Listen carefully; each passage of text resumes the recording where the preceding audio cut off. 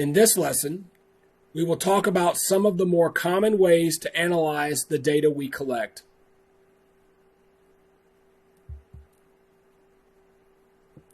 The Kaino model is used to analyze customer requirements. The model is broken into three regions. First, dissatisfiers, or must-be's. The customer expects these basic requirements as part of the total package.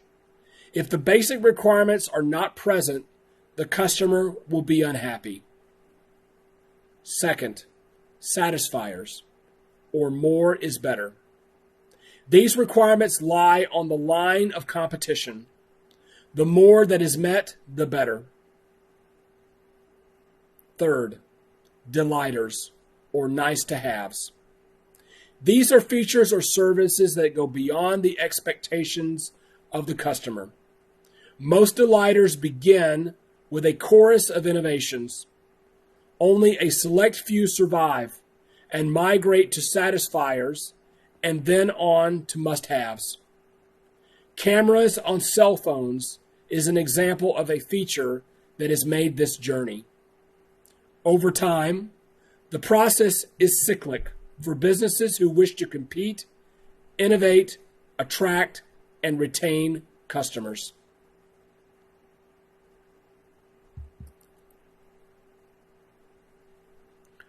Quality function deployment is also known as the house of quality. QFD is a method for translating customer needs into technical requirements. QFD is seen as a cross-functional activity and can be applied to manufactured products and in the service industry.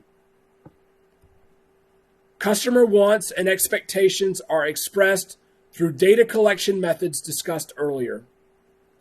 QFD is visual in structure and used to organize and process these ideas.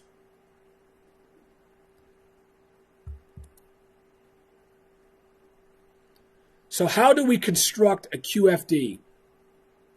The left side of the house has the customer needs. The ceiling has the design features and technical requirements. The right side contains customer priorities. The foundation contains benchmarking or target values. The roof of the house contains a matrix describing the relationship between design features.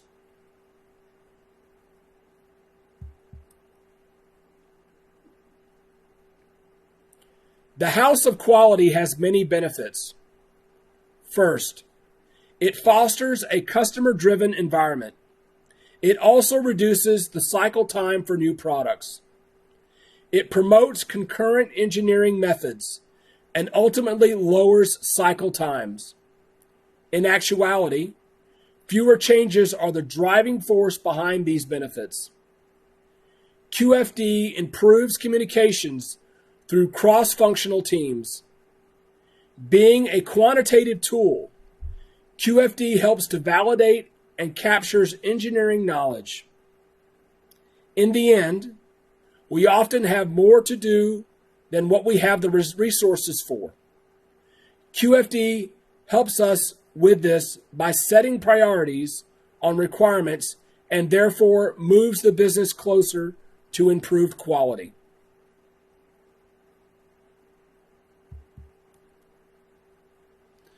The house of quality can easily be adapted and customized to any number of scenarios.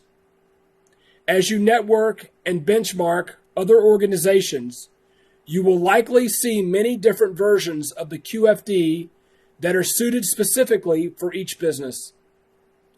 Ultimately, the function of the QFD will remain unchanged in its aim to make the voice of the customer heard and meeting customer expectations.